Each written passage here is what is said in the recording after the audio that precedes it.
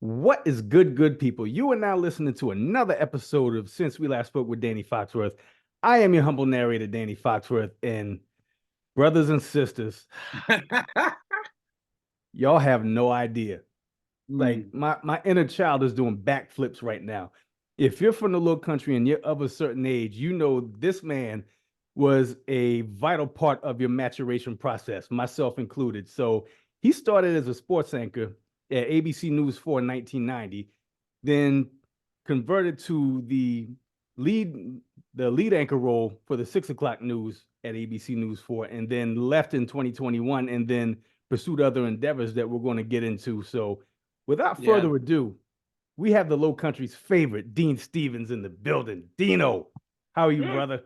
Dino, I love that, man. I'm just so happy to be with you, man. I was telling my wife and my middle son Charlie, I said I'm doing this podcast tonight. Somebody asked me to be on their podcast, and you know what's funny?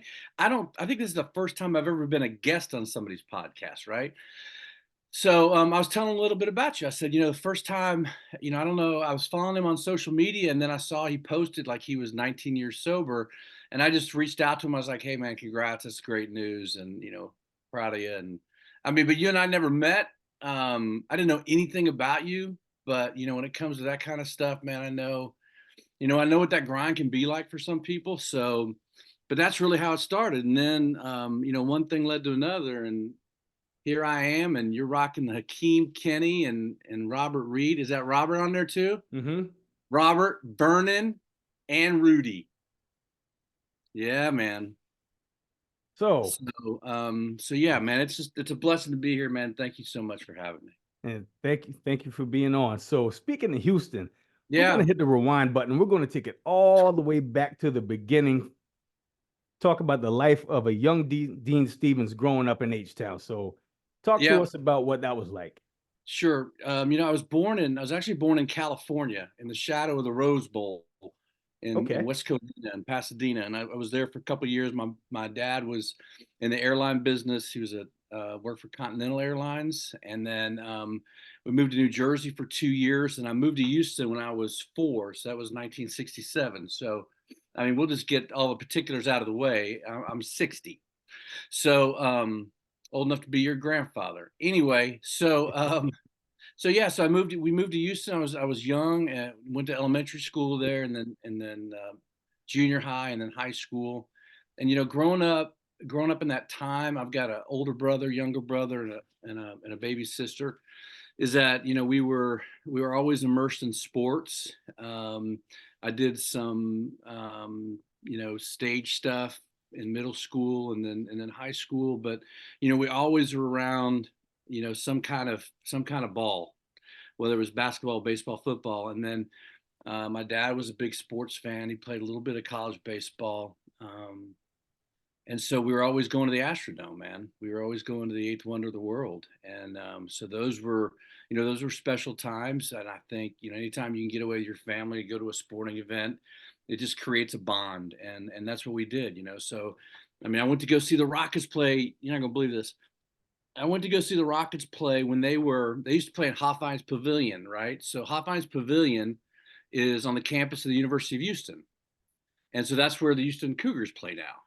And I mean, the Cougars have played there forever, right? So, I grew up going to see the Rockets play with, I mean, guys like Mike Newland and Calvin Murphy and Elvin Hayes, and back in the day before they moved to the Summit. So, that was really what Houston was all about to me. It was about sports, and it was about sporting events and family, and so it was good. It was a good upbringing, good childhood, and like everybody else, the outside sometimes look better than the inside, but you got to work through the inside stuff you know, to kind of match the outside. So I would say we were just like any other normal family until you figure out you were kind of abnormal.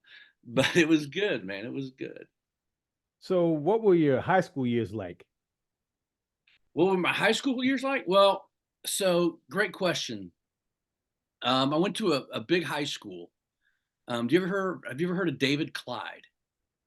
Ever heard that name? I have not. All right. So David Clyde was one of the first, if not the first, high school players, baseball players, to be drafted and then play in the majors the same year. Really? So David Clyde went to my high school. He was older than I was.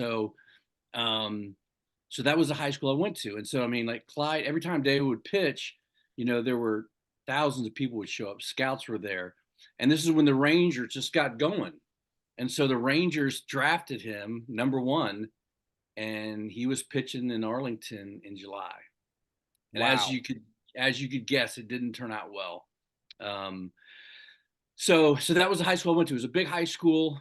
Football was king, obviously. I didn't play football.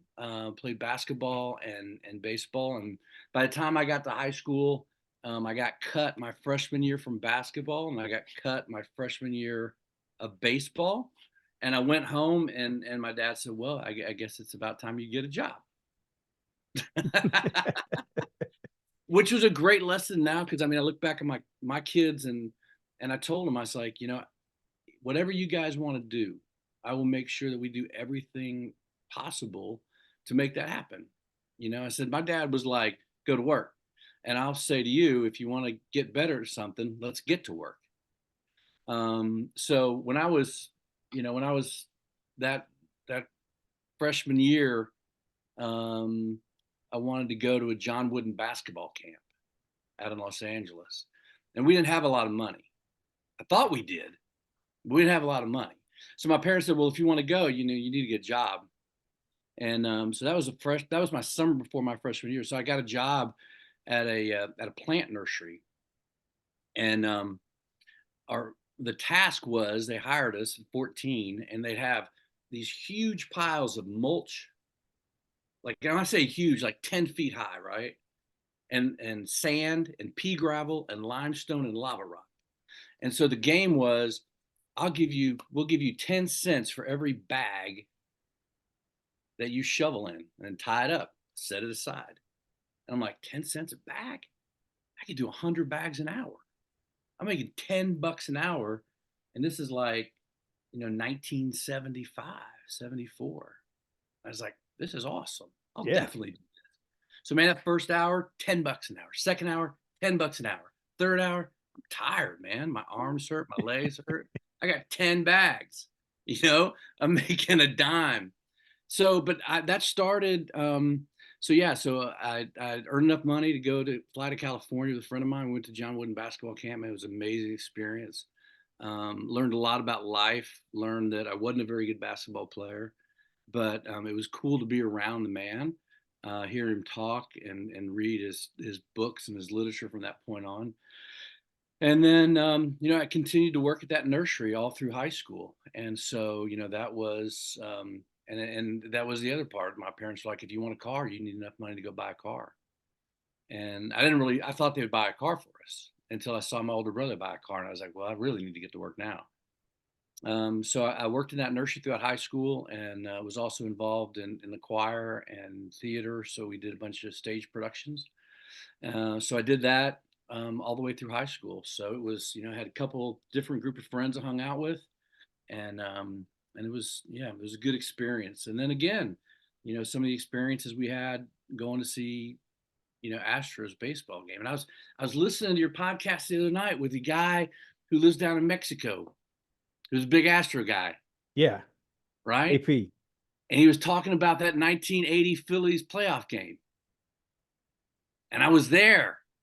And Really? it was a day game. And it was game 5, and we lost. And Pete Rose, hated him. He was with the Phillies then. It was one of the worst. Man, it was heartbreaking. But I was there that afternoon. And it was funny because I was listening to him. I was like, oh my God, I was right there. And then the '86 series with the Mets, again, probably one of the best baseball series in history. And we lose again. So anyway, those were great experiences. And but again, a lot of learning lessons going on with our family, and kind of shape who I would turn into as a man. So now you chose to pursue collegiate your collegiate career at the University of Texas. So what was it Yeah. about UT that was so attractive to you? So we're gonna be honest here, right? That's what I love about your podcast, right? Just total transparency. So, when I left, when I graduated high school, I didn't take any tours. I didn't know really where I was gonna go, and I didn't really have much guidance. I think I applied for one school out in East Texas, but I didn't know what I was going to do. And my older brother, he was at the university. He was at Baylor in Waco, and so he's like, "Man, why don't you just come out here with me?" And there's a small community college here called McClellan Community College, and he's like, they've got a really good theater program, and I'll check that out for you. And it'd be a good place for you to just kind of come and you hang out with me and whole nine yards. So I did. So I moved up to Waco.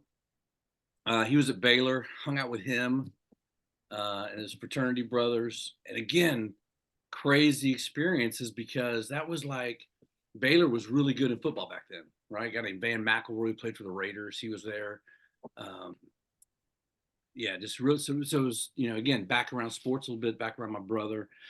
We were, best friends at that time. And then, McClellan Community College, I didn't really know much about. But that's where Vinnie Johnson played basketball there, played for the Pistons. Wow.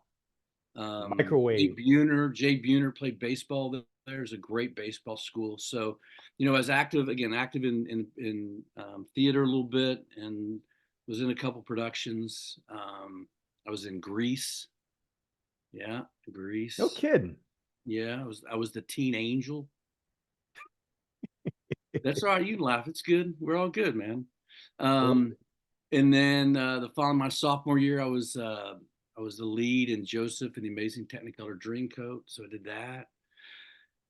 And then I started dating a girl who wanted to go to the University of Texas, and being a guy who again didn't have much direction, I was like, yeah, sounds like a great idea, man. Love that idea.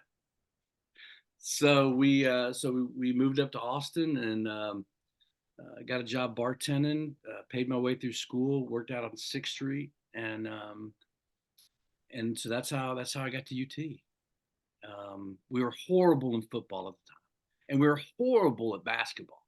Horrible, like terrible, terrible. The women were great though. It was great. That's when I really found the appreciation for women's basketball. Man, the Lady Longhorns were so good back then. They were awesome to watch.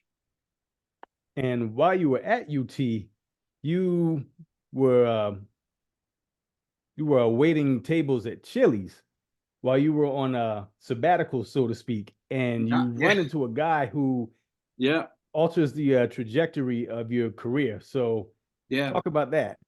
Yeah. So, again, I'll share my story with whoever asks, and that's a big part of it. But, it was um, my priorities were not my priorities were not good. I mean, to be honest with you, my priorities were probably bartending, golf. I learned to play golf while I was in college. Girls, alcohol and drugs, and then just kind of go and snake backwards like a fantasy draft, right? And just kind of go backwards and then back drugs, alcohol, girls, golf, and bartending. So yeah, so I struggled, man. I struggled through college with my grades because again, my priorities were not there, and used drugs all the time and drank all the time, and school was not it. I remember I had one class in my junior college. I showed up for this religion class one day, and the teacher said, "Hey, can you meet me after class?" And I said, "Sure. Is everything all right?" She's like, "Yeah, yeah, it was good." And so I go up and they go, "Listen, Dean, I dropped you from this class. You had 8 absences already." And it's like not even freaking October, right?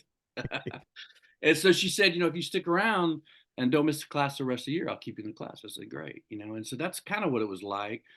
And so I got to a point at UT where, I mean, I already been in school probably 4 years and not even close to graduating. And one semester I took one class and nailed a C in that one. That was pretty impressive. And then I got a letter from the school saying, you basically on academic probation and you got a city semester. So, not being the wisest guy and the light bulb not going off yet, I said, well, that's fine. I'll just, I'll go work at Chili's and work doubles and I'll just make a bunch of money, which I did, but then I'd spend it by the end of the night, right? So you really don't have a bunch of money. But I was working at that Chili's restaurant. The guy was the weekend sports anchor in Austin, and I knew him because I watched TV and watched sports a lot. And he came in, and I knew so his name was Drew Spire, and he just got done playing golf, and he was in his golf get up, shorts, golf shirt, tennis shoes, and he's getting ready to go to work. I said, "What's going on today?" He's like, "Yeah, just grab me a sandwich. Just got done playing golf, and I'm going to work." And I said, "You're going to work dressed like that?" And he goes, "Yep." And I go, "I want to do what you do," and that started it. And he said, "I can tell you what. Here's my phone number, and you can give me a call." And I did. And then he's like, "Why don't you come see me?" And I did. And that really turned out to be kind of the genesis of whenever I would work with young people who'd come to the TV station looking for mentorship or help. My first thing was, "Here's my phone number. Give me a call." Because if they're serious, they'll call you, right? And then if they're real serious, they're going to come see you. And so I went to go see him at the TV station. He said, "Tell me what's going on." And I was truthful with him, man. I told him straight up what was going on. I didn't tell him I had a problem with alcohol and drugs at that time because I didn't, again, the light bulb hadn't gone off, right? Right. And so he's like, "Well, here's the deal. I can't pay you." And I was like, "That's okay." And he's like, "The only promise I can make you is if you do everything I tell you to do, I'll make sure you get a job." And I was like, "Deal, deal." And from that point, I got all my transcripts together and I went to go see an advisor for the first time. I've been in college 4 years, Wow. guy, and I'd never gone to see an advisor, right? And I walked into this guy's office and I handed him my folder with all my stuff. And I said, "I know what I want to do and I need to graduate. I need you to help me to get out of here." And so he went through and he looked at all my stuff. And I remember he kind of smirked. He goes, "This is really impressive." And I was like, "Not really." And he goes, "No, it's impressive. You have like 120 hours already, but you're not even close to graduating, right? I'm just taking random stuff, man." So he said, "I can't get you into the broadcast journalism area because there are, kids who are have applied themselves and they're smart and they're disciplined and they're committed." And but he's like, "We just started a new program in the communications department in the speech department called organizational communication." And he's like, I can get you in there and I can get you out of here in a year and a half." And I was like, "Do it." And so and I'm telling you, man, this is the wild part, Danny, is that from that point on, I knew exactly what I wanted to do. And I made A's and B's from that point on, because I mean, all of a sudden I was focused and I knew it. I knew what I wanted. And I went up and I'd start working at the TV station. And it's funny because there were probably 12 interns from the university that worked that semester, that year, with that sports department. They were all in the radio, or they all in the broadcast journalism program, except for me. And one of those guys from so many years ago is like my best friend today. And Wow. he had a really cool career as well. But so and that started it. And so I would come in and when and Drew, I mean, listen, Drew go get us lunch, and I go get him lunch. He's like, "Go get my dry cleaning." I go get him his dry cleaning, whatever he needed, I go do, because I remember his promise. And I would come in on the weekends and I would just hang out and record games. And this is long before there were satellite feeds. And so I mean, I literally would have to just sit and just start record football games, just random games just to pull highlights from. And so, I'd watch Michigan and Indiana. I grab two highlights and I go record Duke and North Carolina, grab two highlights. And then he taught me everything I needed to know, right? Taught me how to edit, taught me how to write a little bit. And so my last semester, I quit my job at Chili's and I quit my job at Chili's and I just hung out there all the time, 24/7. And graduated in May of '87. I graduated high school in '81. So 6 years, one degree, but a life lesson that's lasted me for a long time. And so I graduated in May. I got hired to like be the weekend editor. So I'd come in and just edit newscasts. And a job came open in '87 in Abilene, out in West Texas. And like it's there were people that worked in that station in Austin that knew people in Abilene, and the sports director called and said, "Hey, we're looking for somebody. Do anybody, young kid?" And they go, "Yeah, he's sitting right here, and he's busted his ass for a year and a half." And so that fortunately, I got hired. And the guy who hired me is, again, one of my best friends to this day, and changed my life by believing in me, and because he didn't have to.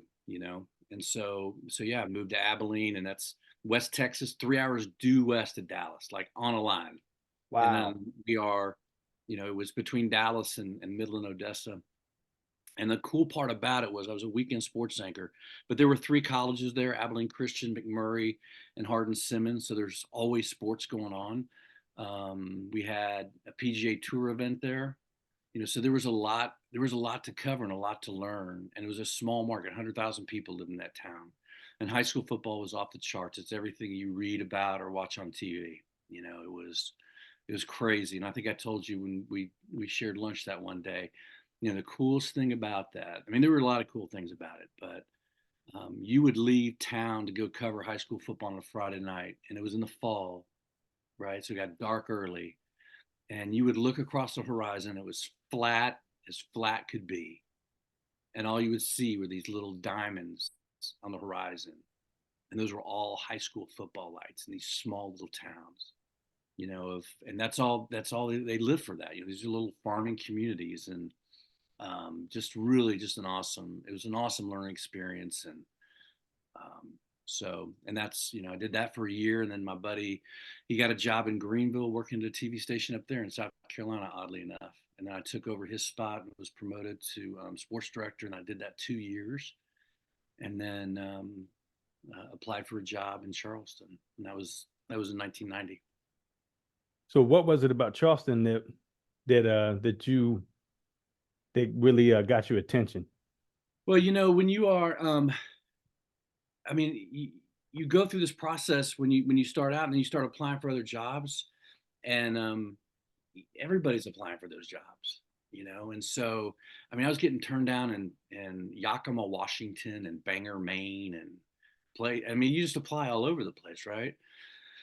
And then, so there was a girl who worked in Abilene as a reporter that was working at Channel 4 in Charleston. She called me one day. She's like, "There's a weekend sports job opening. It's an awesome town. We're right by the beach. It's really cool." And so I applied for the job. And so the sports director at the time, he had, he saw something in the tape, liked the tape, and maybe Heather said some nice things, and they were getting ready to offer me the job. They're like, "We're going to fly you out, but we can't fly you out because we have a baseball team in the College World Series. They're called the Citadel." I'm like, "The Citadel? I don't even know what the Citadel is." But that was 1990. The Citadel went to the College World Series. So there I am sitting in the newsroom in Abilene watching the College World Series, praying for this team to lose 2 quick games so I could fly out to Charleston. And I think they beat Miami, didn't they? They beat Miami in that College World Series. So anyway, they said, "Listen, we can't fly out, but we want to offer you the job." And so that's what happened. I never visited. I never came out. My older brother came up into Abilene, and we packed up in a 1986 Honda Accord and just started driving, man. We drove and we drove and we drove. How long of a drive is that? Well, I mean, I think it was probably 18, 20 hours. But I mean, we were on the west side of Texas, right? I mean, we're Wow. not driving out of Rhode Island. We're driving out of Texas. So it took a while just to get out of Texas. So, but yeah, man, it was just a lot of faith, and let's just go for it. Let's see what happens. And I show up in Mount Pleasant. Well, first thing I do is I drive over those two old bridges. You remember the two old bridges? And I was like, "Man, there's no way this is happening to me right now." And so we pull in. We stayed at that Holiday Inn. It was probably the only hotel in Mount Pleasant right there, still there today. And came in on a Friday, and the plan was to stay for 3 years, and I stayed for 33. So what were some of your favorite sports items to cover while you were during your tenure as a sports anchor? In Charleston, Yeah. Well, you'd appreciate this. In Abilene, we used to go cover the Cowboys all the time and the Rangers, and it was awesome because back those days, man, you have direct access. And I was there when Herschel was running, when Troy Aikman was there. I was there when Jerry Jones took over and fired Tom Landry. It was wild. Covered the Mavericks a lot. They had Roy Tarpley. So it was really cool. But then when I moved here, it was a whole new world, but yet I think even better because it was, you walk into a place like Charleston, you got the College of Charleston, Charleston Southern, you got the Citadel, you got NASCAR, right? I didn't know much about NASCAR until I moved here, and I was like, well, we cannot forget about NASCAR. These people are crazy about NASCAR, So going to cover the Daytona 500 was probably the hardest assignment that we would do, just because it was, we'd be down there for a week. The track would open like at 7 in the morning. You had to be in, and then once Wow. they closed the track, you were there all night covering it. So it was literally, till midnight, and then 6 a.m. up back at the track. But it was super cool, and I always tell people, I mean, you got to understand and feel the rumble, you know, throughout your body when those cars come flying around at 198, 200 miles an hour to really appreciate what those guys do. So, doing that. And then, we covered the Braves. And money was good back then in the TV world. There were advertisers who were willing to do it and sponsors. So, I mean, we were always covering the Braves, covered their World Series in Cleveland was one of those moments, and I share that um, it was, I can't remember what game it was, but I remember it like it was yesterday. It was going in the bottom of the ninth in Cleveland, and this fog is kind of trailing in over the outfield walls, right? It was kind of cold, and Albert Bell was first batter up coming into the ninth, and you could feel the energy just start to pick up. And all of a sudden, they started ACDC's Hell's Bells, right? And I mean, my whole, like, even today, I get chills because I was like, this is amazing, man. It was just awesome. Yeah, it was one of those moments. And then in '96, we covered the Olympics in Atlanta. And so that was, man, that was an experience. Because we were up there for almost 3 weeks covering the whole, we had to go up there a little bit early. They wanted us to leave their cars at home, so they bust people in. And my brother lived in Atlanta at the time. I was like, well, we're taking our car. We'll just park at my brother's and he can take us in. Um, but some of those moments, I think one of the first nights we were there, and this was a, for, for a, for a guy in news for a while, it was a great learning lesson. But that one of the first few nights we were there, we were in this huge warehouse outside of the city. You could see the city behind us. But there was a TWA crash. I think it left JFK, right? Crashed in the Atlantic. And it was probably 7 o'clock at night. And again, in the fall, so it was dark out. And all of the big news, all of the executives were in this warehouse because they were setting up, getting ready for the Olympics. And all of a sudden, this plane crashes, and I just sat back and I watched all these people start covering this huge news story. But more than that, it was like I saw the person that was in charge, right? And I think she probably was the executive producer, but she's telling like the president of NBC News, right? She's like, I need a chair. I need a tall chair right now. And you know what he did? He went and go found that chair. He didn't go, why do you need a tall chair? Why can't you use a short chair? What's wrong with the short chair we have, right? Everybody just had a role and they played it. And man, I just sat there all night and I watched this operation go down, and it was a great lesson in leadership. It was a great lesson in everybody's got a role to play. That if you want to be successful as a group, you got to play your role. There were no egos going on. I sat next to this one person again. She was probably third or fourth in control, in charge, and she's like watching the feed come in on this small monitor, and she's just logging, right? And that's what we used to do forever. We watch a baseball game, like at 30 minutes on the tape, Chipper Jones hit a home run. She's doing the same thing. She's just logging like flames on the water, right? Airplane, wide shot, tight shot, whole 9 yards. And I looked at her and said, if you got something to do, I'm happy to do this. And she like looked at me like I had 9 heads. She's like, I got it. I'm like, okay. right? But it was really it was awesome to watch. And then and then the bombing happened. Before I talk about that, I'll tell you this. And this is like one of the really cool parts. Um, as as like media, we could not go to any of the venues, right? So we couldn't get to we couldn't go inside the Georgia Dome. We couldn't go to any of the Olympic venues. But if there was any practices going on outside of venues, we could go, right? And so in this big warehouse, there were hundreds of people there from all over the world. And so there were, young college kids who were working as like kind of like they would just drive our vans, right? And so we are like, hey, we're going to cover your story at Centennial Park. Can you take us? Yeah. So you put your name up on the board, whole 9 yards.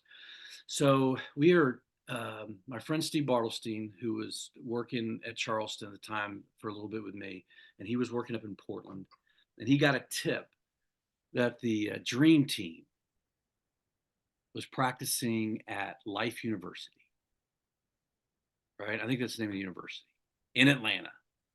Now, it's not an Olympic venue, right? And so he's like, hey, he goes, just come with me. And it was him, his photographer, myself, and one photographer from ESPN. And there was this young lady from Washington State that kind of turned out to be our driver, our favorite driver. And we're like, hey, we need you to take us, but don't ask any questions. We're not going to put it on the board. We're not going to tell anybody where we're going. We're just going to get in the van and we're going to drive. And she was like, awesome. So we all get in, just kind of covert operation. We jump in, we go to Life University, we pull in the parking lot, and we're standing there. And there's so many awesome parts of this story. But we're standing on the curb. Photographer's got the camera on his shoulder, right? And here comes the big buses, right? With the Dream Team, with like Shaq and Akeem was there. Akeem was there. Scottie Pippen was there. So anyway, so we're standing there, and then the buses go by really slowly, and all of a sudden, John Stockton starts waving at us, and then our driver starts waving back, and we all look at him. We're like, "What's going on right now?" And she goes, "Oh, I babysit John Stockton's kids." I'm like, "Stop it!" What? True story. True story. So anyway, so we get in there, and also that day, and I walk in, and like there's Akeem, and he's just like some guy just rebounded for him, and I'm as close to him as you and I were at lunch the other day. It was awesome. So we had a great moment with Shaq. He was awesome, and they just were relaxed. They were hung out, and then Desmond Tutu showed up, That's and awesome, man. That is incredible. it was. And so I've got some great stuff with Bishop Tutu, man. It was just like one of those things you walk away, you're like, that's amazing, man. And I gotta say this too, because it never I never forgot the privilege that I had to be at those places, and I never took it for granted, right? And I'll never forget I was at Daytona one time, and we were inside, we were by the pits, or we were by the garages, we're inside the fence, and I remember looking behind me, and we were in Dale Earnhardt's garage, and I just remember seeing stacks of people, right, trying to look over each other's shoulder and over the top of heads to see if they could see Dale, right? And it just hit me that moment. I was like, man, I am so privileged to be here, and I don't take it for granted. And I didn't, and I never did, because again, those people would have given an arm and leg to be standing where I was standing. And that's where the responsibility came as being a reporter. It's like, it's my job to be able to take you to places that you can't get to, right? And we always took that very seriously at Sports 4. And I think that's why we were really successful in covering sports the way we covered it, because we had that place, and it was our responsibility to you, the viewer, to take you to where you couldn't go because you couldn't get a ticket, or because you had to work that night, or whatever the case was. And the night that the bomb went off in Atlanta, it was a Friday night. My wife, we had just found out. I'd found out the day I ran with the torch through Greenville, And I found out that night that Caroline was pregnant with our first son, right? And so I go to Atlanta. I'm there for a couple or 10 days already. And she's like, honey, I need you to come home. So I call my boss. I go, hey, I need to come home and just be with Caroline for a couple of days. She's like, you got to stay there, man. And I swear to God, she said this, Danny. She goes, I never know. A bomb may go off. Something may happen. I'm like, no, no, no, no. That's not going to happen. So, but she says no. She's like, don't go. And I said, okay. And so, but I did anyway. But what I did is I I taped a bunch of ins and outs and then pieced them together around stories to make it look like I was there, Mm-hmm. right? So I'd be wear this on a Friday, and then I change my shirt and I put another shirt on, and I cut another in and out, and I piece it around another piece. So and I called my sports guy. I go, I'm coming home. Don't tell anybody. I'm gonna park my car in the garage. Come get these tapes. It's gonna look like I'm there, but I'm really not there, right? And I'm driving home Friday night. It's late, and it's about 3 in the morning, and I'm going through Orangeburg, and I remember on the radio, and I'm flipping around the radio because I'm really tired, and I heard that stinger, bum bum bum bum. We have breaking news coming out of Atlanta. And I'm like, what's this? It was like a bad dream. And they were like, it looks like a bomb has gone off at Centennial Park. Way. So I call my photographer who's back in Atlanta, and he's scrambling. He's like, I gotta go, I gotta go, I gotta go. I called my sports guy, and he's like, out of it on Friday night. And then my boss called, and she's like, hey, are you guys okay? And I was like, yeah. And she's like, are you safe? And I go, yeah. And she's like, all right, call me if you need anything. And I said, okay. By this time, I'm already in Somerville. I go home. My wife's on the driveway with my dog at 4 in the morning crying because she knows, right? And I go inside, I take a shower, get back in my car, drive to Atlanta. And so I mean, just so many moments like that, just so many things, and again, it's about, and I think I told you this, is that sporting events, those are just events, but these are, the relationships that we make along the way. That's what it's really about.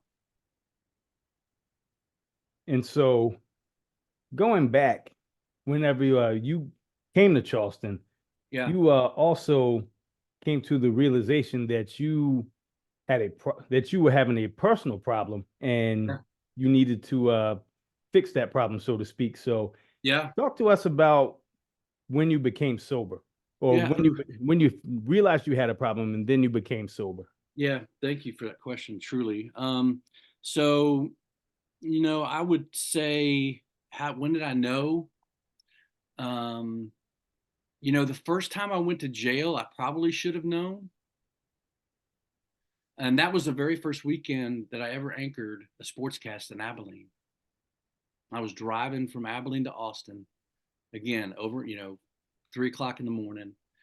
And I get pulled over because my taillight is falling out in a small little town outside Austin, right? It's like a bad Criminal Minds episode, to be honest with you, man. And so, but the guy, and again, I got a cooler full of beer. I got weed in the car somewhere. And the cop pulls me over and he's like, hey, what's going on? I tell him what's going on. And it's my first job, just got done anchoring, blah, blah, blah, blah. And he's like totally cool. And he's like, well, your taillight fell out. I just want to stop. And he's like, let me just check your ID. So I give him my stuff.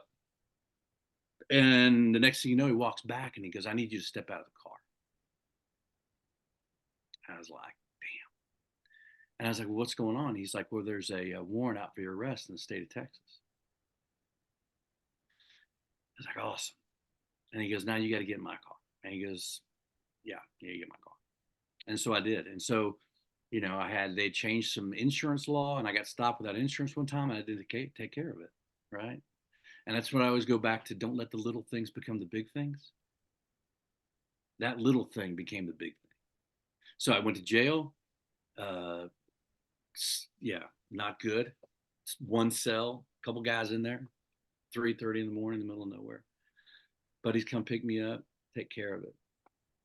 2 years later, you would think I'd have a problem when I went to jail for the second time as a sports director in Abilene. Same car. Swear to you, Danny. Same car, same taillight. This time we get done playing basketball. We play basketball early in the morning at this church, right? And so it's 8 a.m. I'm driving home. Cop pulls me over. I could spit on my house. Literally, I'm that close to my house. Guy Wow. pulls me over. He knows who I am. And he's like, "Hey, man, your tail light fell out." I'm like, "God, again, my tail again?" Right. And he's like, "Yeah, let me just check your stuff." Gave him my stuff. He's like, "Man, you got to step out of the car." He goes, "There's a warrant out for your arrest in another part in the state of Texas." I'm like, "Stop it." And I got a ticket down in South Texas one time. I never paid it. Let the little thing become the big thing. Took me to jail. Right. Um, so I've been thrown out of college, jailed twice. And to be honest with you, man, I'd gone to a family week for a family member who was in rehab in Arizona, right? Probably should have dawned on me then that when I brought weed to rehab, probably you might have a problem if.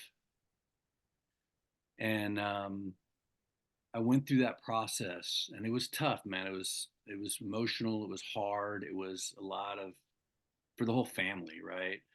But for me personally, I knew then, and I probably knew before, but man, sitting in those rooms and answering those questions, and I was honest, and it probably hit me then. And when I left rehab, the counselor gave me a book, and inside that front cover it said, "You deserve your own recovery."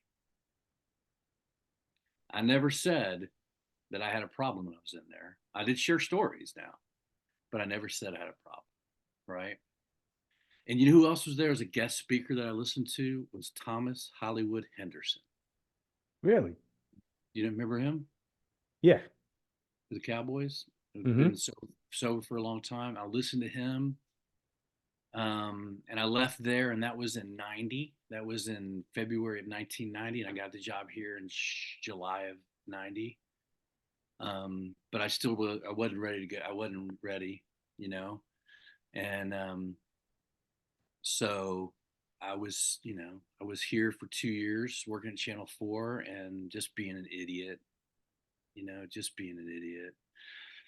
And I literally woke up one morning, August 21st, 1992. Woke up, went to the bathroom, looked in the mirror, and had no idea who that guy was looking back at me. And that was the moment. And that was the moment. And all I knew is I didn't like him. And he was a liar and a cheat and a steal and a thief and a master manipulator. And he was all this, he was everything where addiction takes people. And so it was that. And I had past history. My father's an alcoholic. My mother's an alcohol drug counselor. I got it, you know. And that was on a Friday. I went to a 12-step meeting that Monday, and I've been clean and sober ever since that day. So, and again, I appreciate the question, man, because everybody gets to that place in their own time.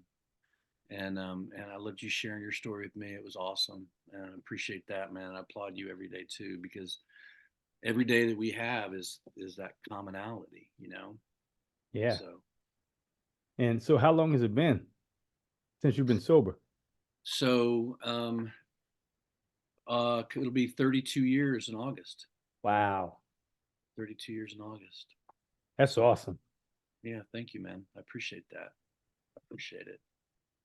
So now moving forward, Yeah. you transitioned from being a sports anchor to taking the lead anchor for the 6 o'clock news. So Yep. what was that transition like for you? So that was, it was fairly easy, to be honest with you. It started during Hurricane Floyd, and we had one anchor at the time, and I had jumped in just to help out. And it's funny because a lot of sports guys transition over to news, and because we can ad lib pretty well. Most sports guys are full of BS. It kind of flies pretty well. And then so one thing led to another, and they asked me and offered me that opportunity to be the main anchor. And again, I think it's I've learned later in life. I think they're little God winks, right? Um, but I remember that football season, college football season, covering the Gamecocks, right? And they were terrible. terrible, awful, Danny. And we would drive up there, and God love those Gamecock fans because you would show up and there'd be 90,000 of them, and by halftime there'd be like 18,000 of them left in the stadium. But they would just still show up, right? So much respect. But I remember sitting in one of the post games, getting ready for Lou Holtz to show up, and I looked to my right in this big auditorium where we did the interviews, and there were a bunch of old newspaper guys sitting in those chairs, and then to my left were a bunch of young whippersnapper, guys coming out of college with their TV cameras and the reporters and whatever. And I remember thinking to myself, I used to be that guy, but I don't think I want to be that guy over here. And at that time, we had Jack was about 5. We just had our middle son, Charlie. And I was never home, because doing high school football on Fridays and then college football on Saturday and the Panthers on Sunday. And, we just turn around and do it all over again. And I say this, and it's the truth, man. My wife, Caroline, never complained one time about my job and how much time I'd spend there. Not one time, because she knew I was happy, right? She knew I was fulfilled. She knew it was my passion. But it wasn't going to easier. Wasn't going to get any easier. And so switching over to do news allowed me to be home every night for dinner. Right. It allowed me to be home on the weekends, unless something, there was breaking news on the weekend, I needed to come in. And so that was really the impetus and why I did it, to make sure that I was here, to be family. Right. And because I'd seen too many people through the years, sports guys who were divorced and alone. And I was like, no, I'm not going to play that game.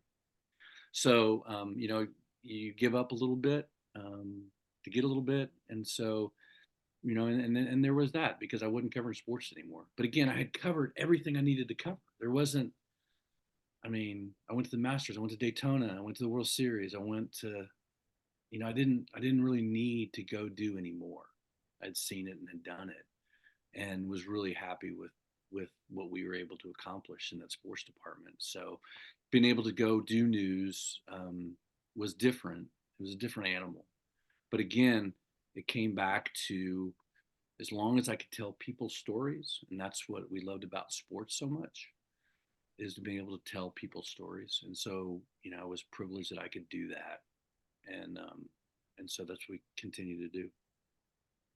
And what was the first major news story that you covered as the lead anchor? First major news story? Yeah. Probably, probably Hurricane Floyd. Remember they shut down, like, the interstate was crazy and people were out of gas. And that was, the first taste of it. But when you look back at the biggest news stories in Charleston, right? Mother Emanuel, right? I was on Yeah. the desk. I was on the desk that night.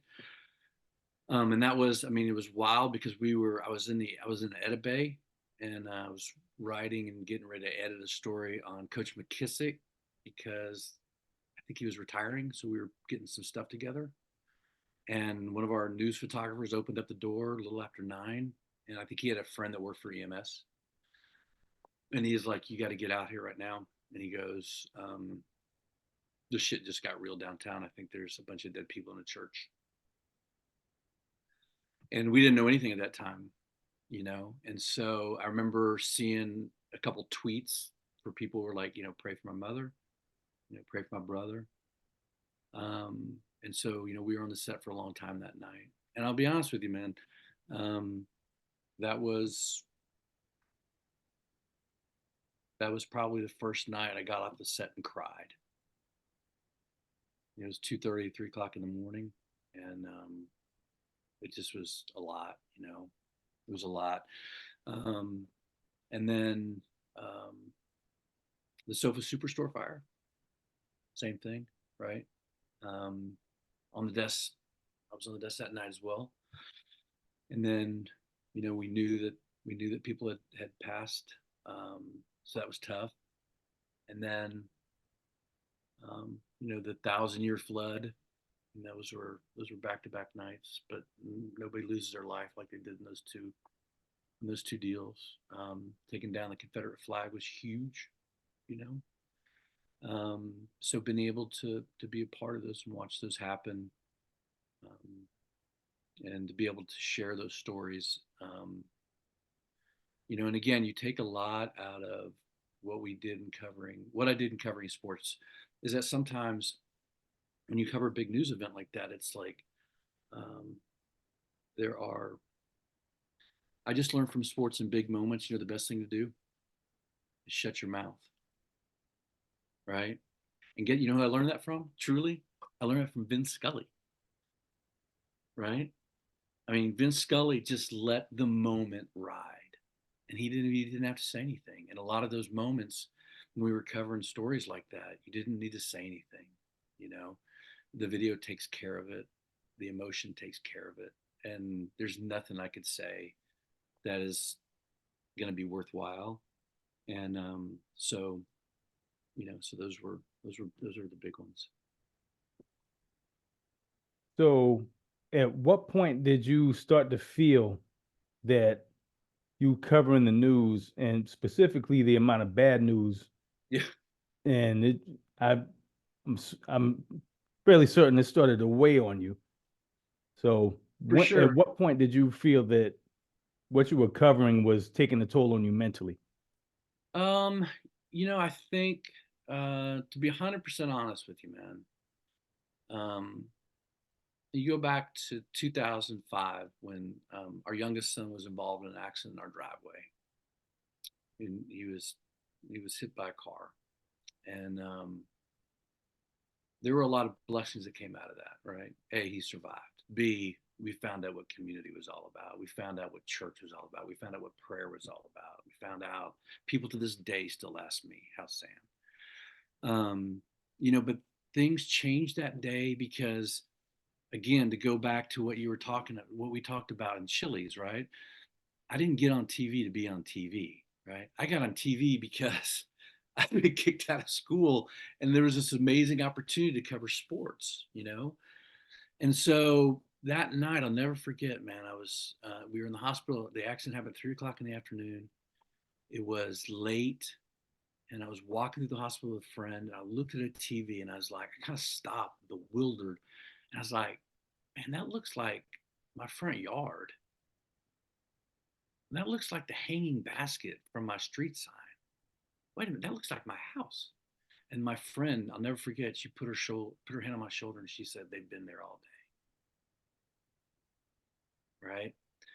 And it was that moment, and I wouldn't know it until later, when it was like things changed in a couple of different ways. One for the good, one for the bad. One is, all of a sudden, it's like you become news, right? And it was then, and then another episode that impacted our family, where it became clear to me that we rush to people's worst moments, right? And there's adrenaline behind it. We go rush to your worst nightmare. Now, how messed up does that sound? You know, but that's what it is, period. And so, um, that was, you know, that's 2005. And then all those other things happened. Emmanuel happens, and Sofa Store happened. All that stuff happens, right? And then the way people viewed the media changed. And I'll never forget, man. I'll never forget this. And I'd covered Citadel stuff forever, right? And I don't hold it against the Citadel at all. From their baseball, NCAA's, and their playoff runs in the '90s, whole 9 yards, man. I was a good friend of the Citadel. And I remember I went to go cover a guy. Steve Bannon was at the Citadel, and he was part of the Young Republican. He was like their guest speaker. And it's not about being political at all. But I'm telling you, we're standing in the back. And it was me and a couple of the reporters back there. And it was, hey, see those guys in the back? They're liars. They're going to tell you falsehoods. They're bad people. And I'm like, well, hell, that's a brick wall behind me. There ain't nobody else behind me, right? But then I saw all the Citadel people turn around and look at me like, yeah, he is. And I'm thinking, right, no. Mm-mm. And that to me was the day I was like, this has changed. And it continued to change like that.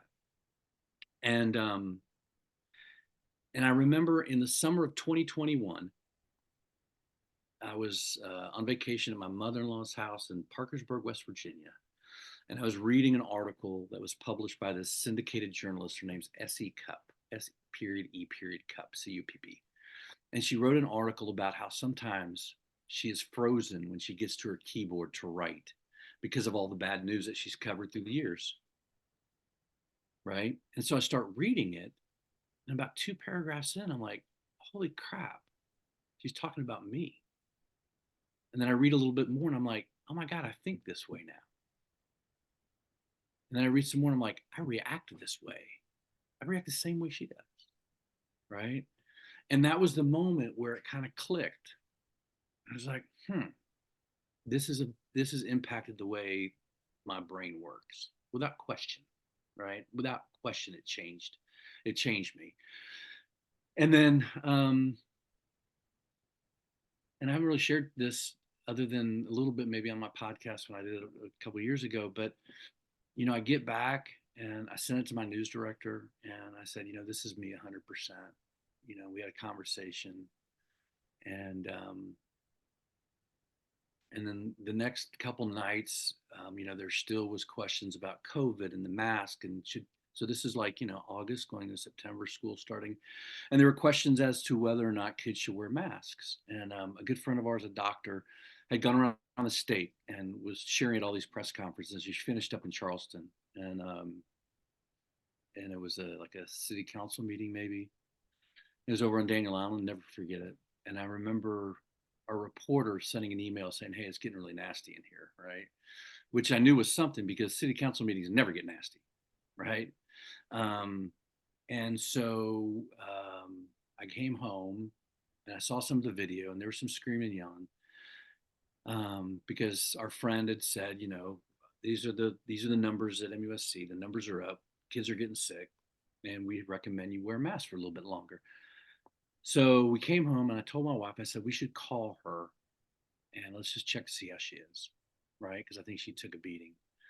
And so she told us on the phone that night, and she had no reason to lie to me, Danny, right? And I heard it in her voice too.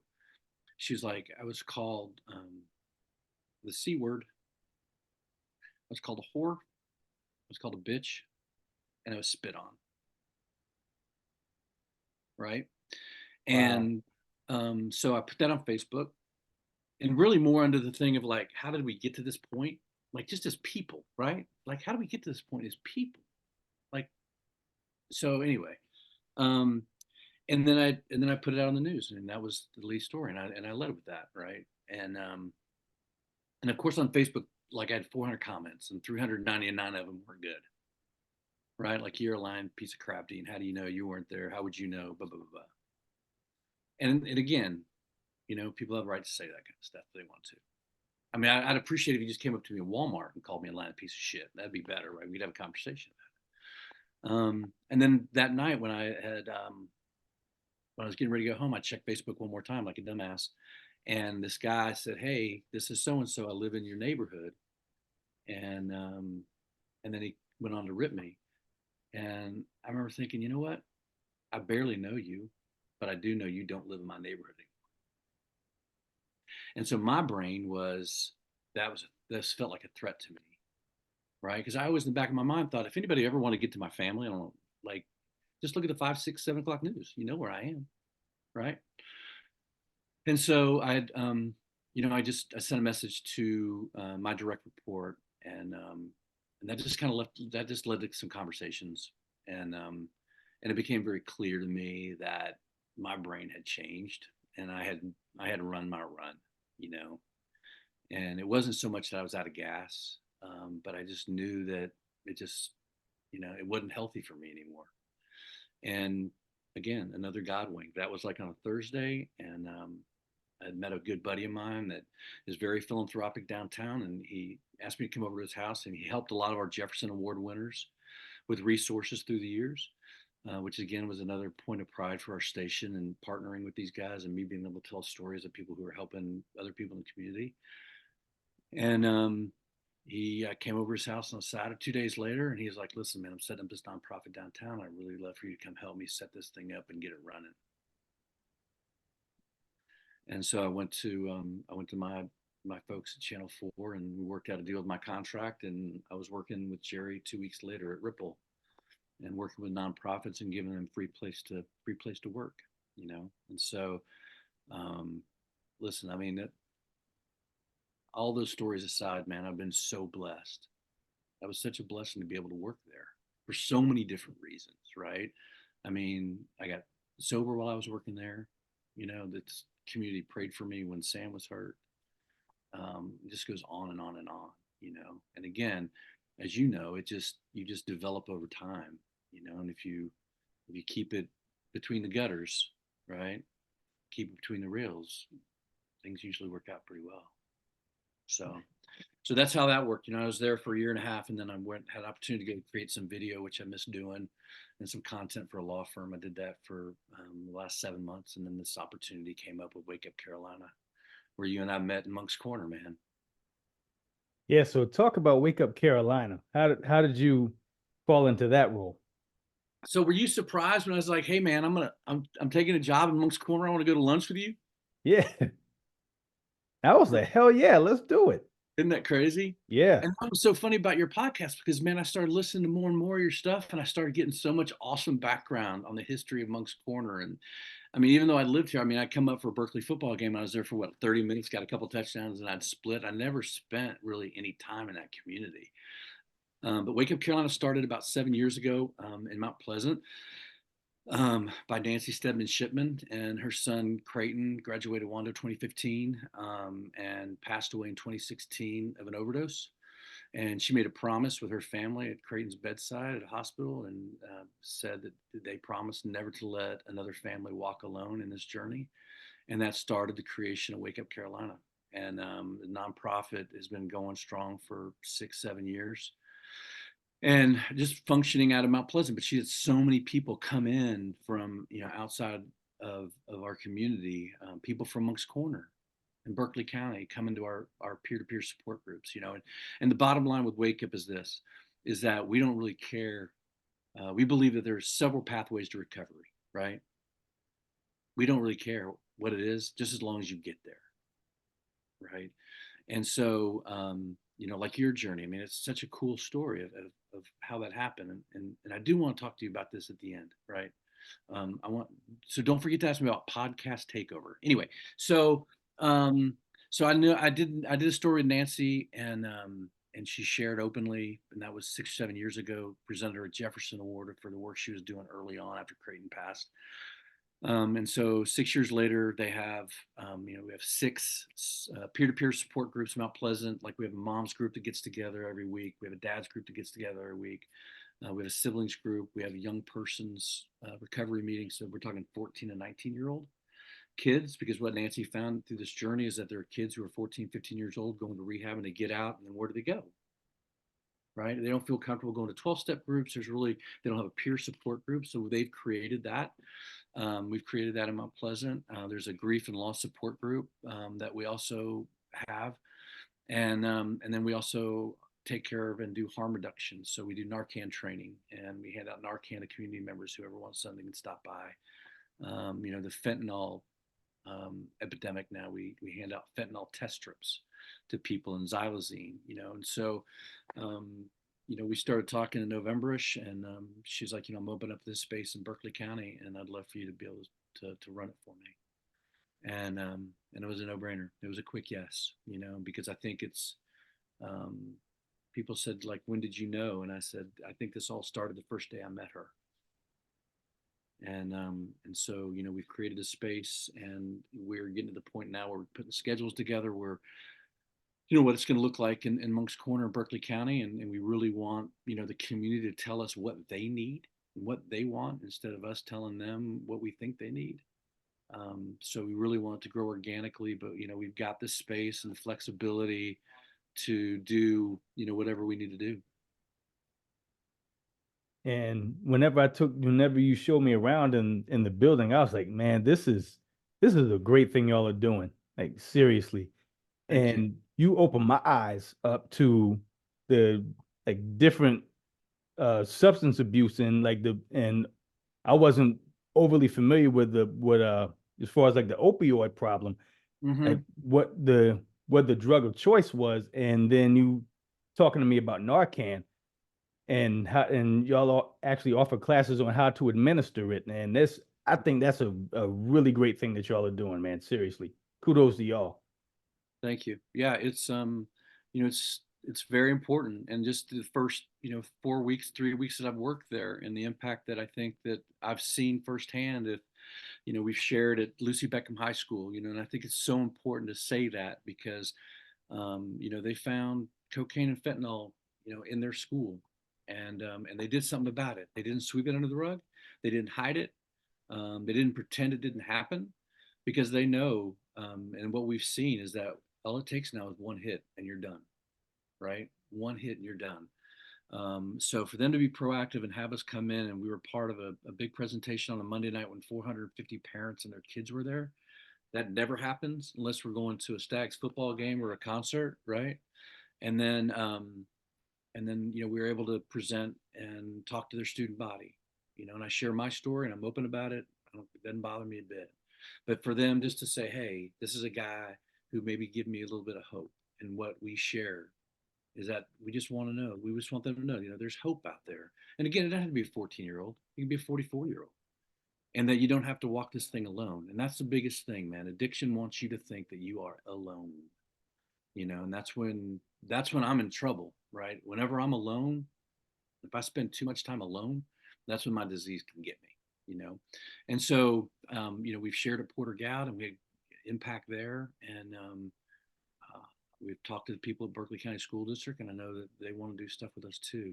So it's a whole new horizon, a whole new frontier, and we're just blessed to be able to have those resources, and we invite anybody that just wants to stop by. Man, the front door is always open, and the back doors too.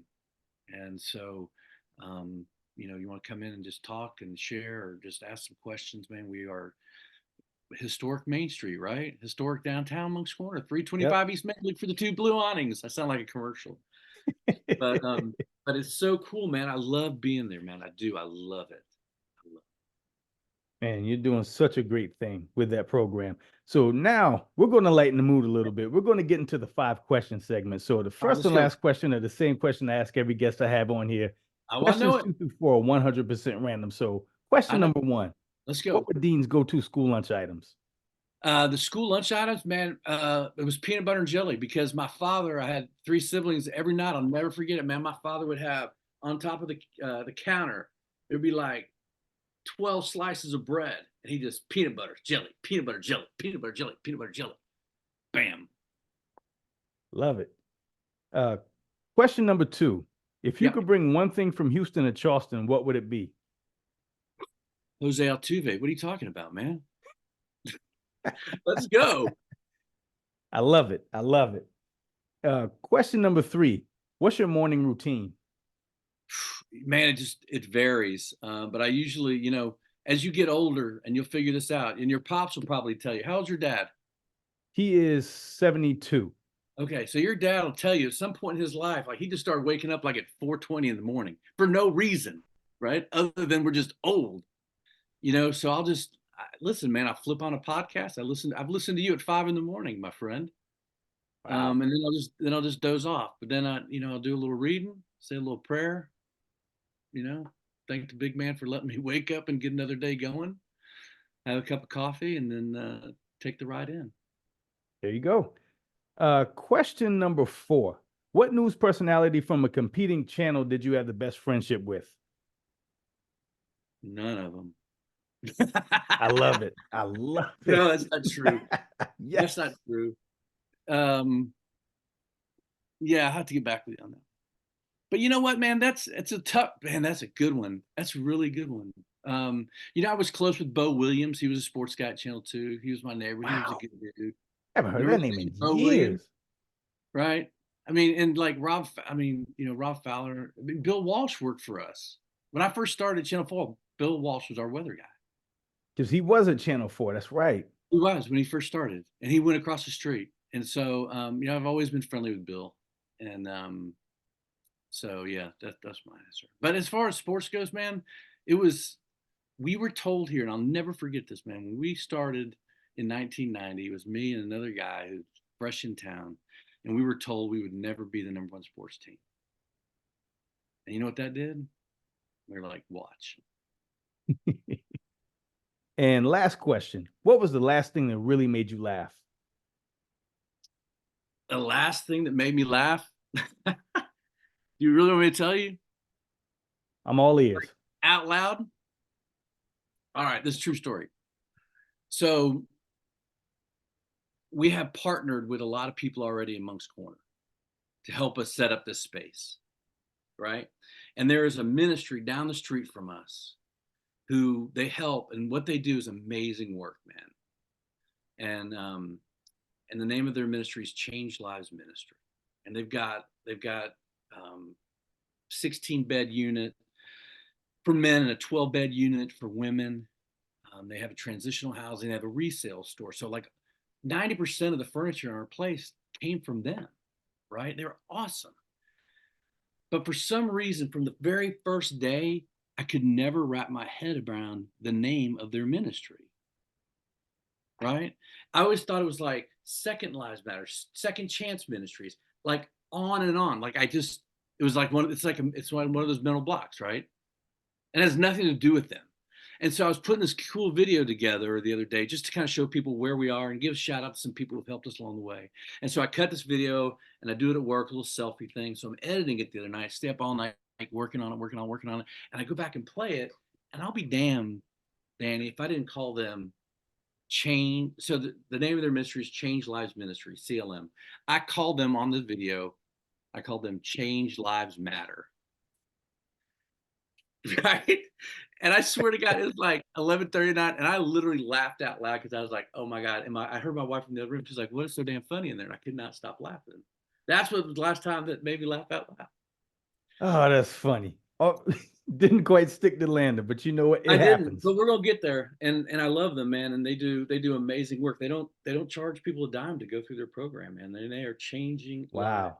every every day, every day. All right, so let me ask you a question. Yeah.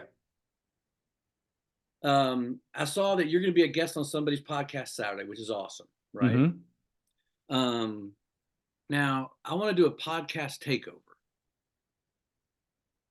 and I want to interview you on Since We Last Spoke. Okay. You know what I'm Do saying? it. Because man, you like even when I first started looking at your stuff, man, I was like, there's so much about you that I want to know, right? And so that reporter mind still kind of goes, because again, I think what you got going on is awesome, and I mean that 100%. You know, um, and I think I saw you at Harold's Cabin. I'm like, what is up with this dude? He's crushing Harold's Cabin. He's gonna be fixing my car soon enough. He's like got this awesome he got two awesome podcasts. You know, Yeah. Man, I'm 100% down. you down with that? Yeah. That'll be awesome. And then we Yeah. can do the same thing. We'll just set it up one night, and then you can record it, but I get to roll with it. All Cool. right. I'm looking forward to it. But I'm So not saying, but I'm not sending you any questions, and I appreciate you sending me those questions. But okay. Oh, I love it. Yeah. you remember Larry King, Yeah. CNN? That was the one thing I learned about him. Like he never wrote down a question, because what happens when you don't write down questions, it forces, as an interviewer, it forces you to listen to everything they say. And then you kind of go off that. That was, yeah, yeah. Okay. Well, Anyway, yeah, let's most definitely we'll set that up. you want to do it? Yes, That'd be awesome, absolutely. man. I'd love that. So anything you want to plug or promote, the floor is yours.